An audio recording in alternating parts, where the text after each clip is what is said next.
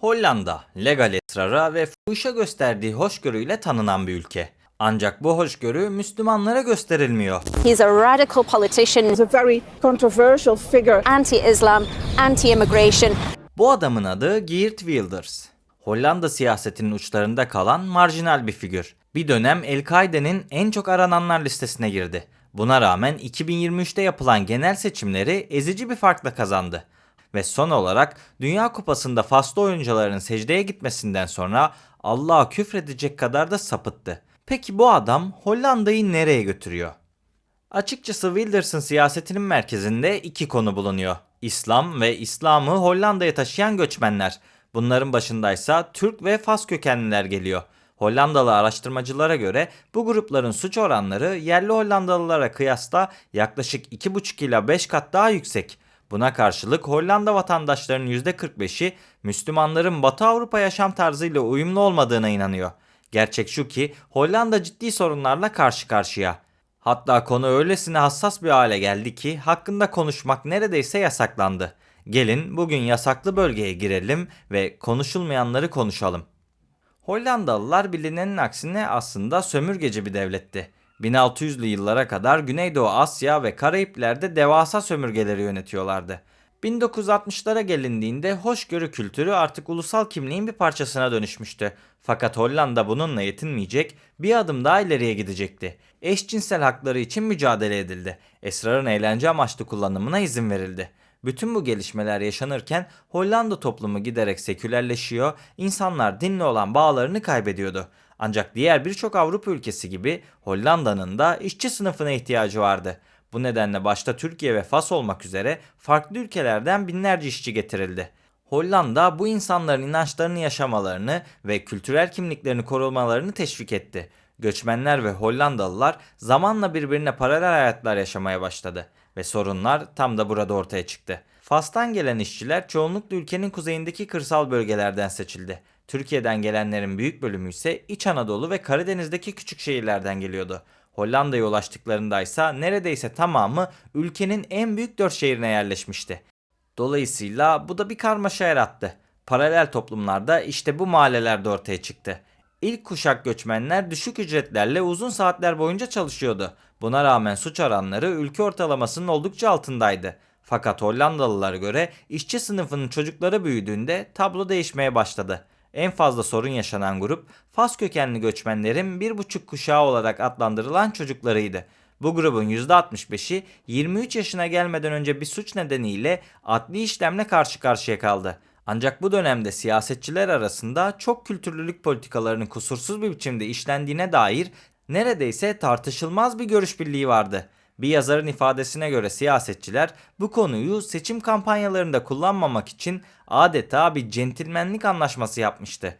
Oysa bu insanların önemli bir bölümü yoksulluk içinde toplumdan ayrı ve dezavantajlı mahallelerde yetişiyordu. Yani aslında konu gündeme getirilse ve eğitimleri düzeltilse belki de bu sorun çözülecekti. Fakat 2005 yılına gelindiğinde suç oranları arasındaki fark çok daha görünür bir şekilde artmaya başladı. Her 10.000 kişi içerisinde Hollandalıların suça karışma oranı 150 civarındaydı. Fas kökenlilerde bu oran yaklaşık 5, Türk kökenlilerde ise 3 kat daha fazlaydı. Dolayısıyla bu çocukların birçoğu Hollanda'yı yeterince iyi konuşamadığı gibi eğitim hayatına dezavantajlı başlamalarına neden oluyordu. Bu süreçte siyah okullar olarak adlandırılan eğitim kurumları ortaya çıktı.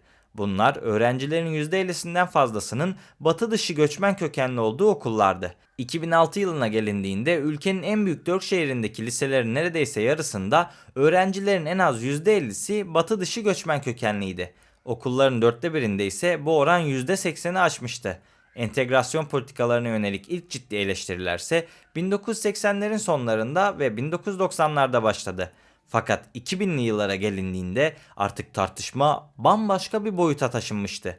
İslam'a yönelik ağır ve açık eleştirilerde bulunan bir siyasetçi seçimlerden yalnızca 9 gün önce öldürüldü. Kısa bir süre sonra tanınmış bir film yapımcısı da silahlı saldırıda hayatını kaybetti. Wilders'ın partisi de tam da böyle bir atmosferde ortaya çıktı. Wilders, İslam'ı siyasetin merkezine yerleştirdi. Ancak kendisinden önce aynı konuyu gündeme getiren siyasetçilerden çok daha sertti. Katıldığı ilk seçimde 9 milletvekilliği kazandı. Bu etkileyici bir sonuç olarak görülse de ülkenin en büyük partisi olabilmesi için yeterli değildi. Fakat Wilders'ın sert eleştirileri toplumun belirli kesimlerinde güçlü bir karşılık bulmuştu. O da söylemlerini daha da sertleştirdi.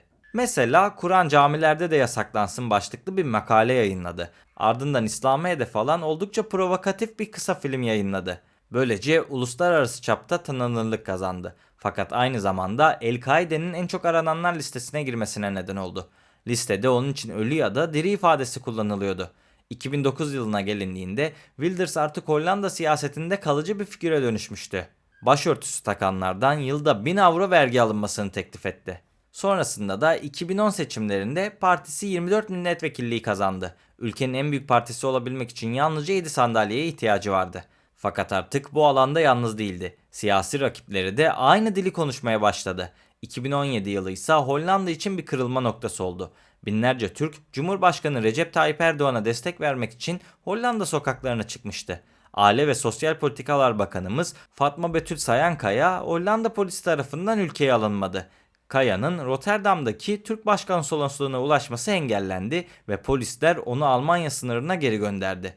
Bunun üzerine konsolosluk çevresindeki Türk göstericilerle polis arasında çatışma çıktı. Aynı gün Dışişleri Bakanı Mevlüt Çavuşoğlu'nun uçağına da Hollanda'ya iniş izni verilmedi. Hollanda Aşırı Sağcı Özgürlük Partisi lideri Geert Wilders bir grup partiliyle Türk Büyükelçiliği'nin önünde eylem yaptı.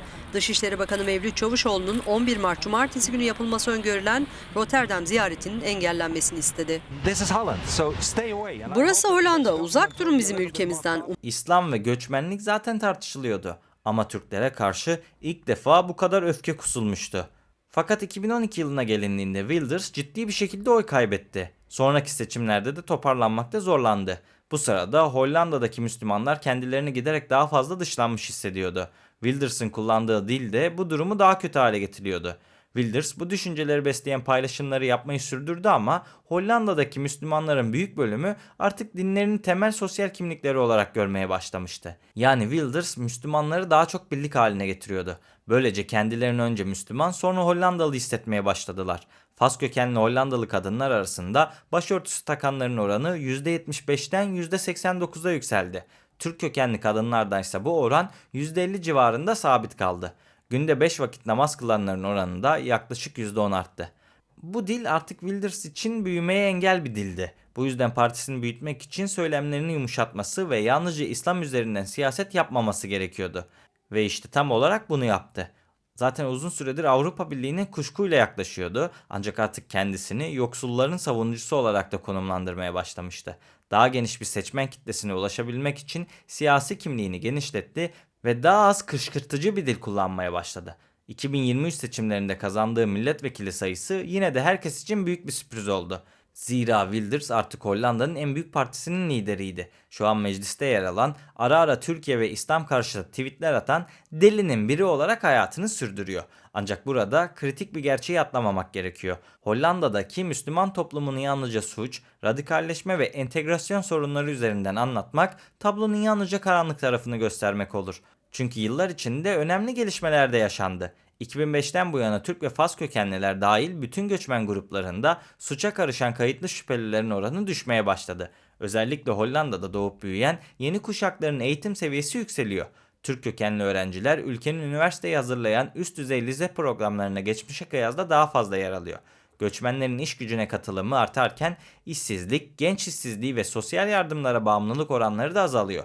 İkinci kuşak Türklerin oluşturduğu genç aileler ev sahipliği ve konut şartları bakımından Hollandalı yaşıtlarıyla neredeyse aynı seviyeye ulaşmış durumda. Üstelik araştırmalar ikinci kuşak Türk ve Fas kökenlilerin komşularıyla ülke ortalamasından daha sık iletişim kurduğunu gösteriyor. Yani Hollanda'da hala paralel toplumlar ve entegrasyon sorunları var. Peki Hollanda'daki Müslüman nüfusu gerçekten hızla artıyor mu? Objektif bakmak gerekirse 2010'da Hollanda'da kendisini Müslüman olarak tanımlayanların oranı sadece %5'ti. 2025'te ise bu oran yaklaşık %7 seviyesine yükseldi. Yani Müslümanların hem sayısı hem de toplum içindeki görünürlüğü artıyor. Ancak kamuoyunda iddia edildiği gibi kontrolsüz bir demografik patlama yaşanmıyor.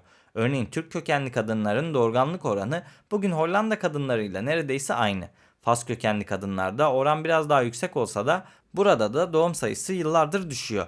Evet, içimizde hep konuşuyoruz Avrupa'yı yakın zamanda Müslümanlar yönetecek diye. Kim bilir, belki de öyle olacak, nüfus artacak ama Müslüman nüfustaki artış yalnızca yüksek doğum oranlarından kaynaklanmıyor. Göç, aile birleşimi ve Müslüman toplumun Hollanda nüfusuna kıyasla daha genç olması da bu değişimde etkili. Asıl mesele Müslümanların Hollanda'yı ele geçirip geçirmeyeceği de değil. Asıl mesele büyüyen ve artık kalıcı olan bu toplumun Hollanda kimliğiyle nasıl bir ilişki kuracağı. Hollanda'daki tartışmayı bu kadar karmaşık hale getiren şey de Wilders gibi insanlar. Peki bu konu hakkında siz ne düşünüyorsunuz? Hollanda gün geçtikçe Müslümanlaşacak mı, yoksa her şey bir düzene mi oturacak?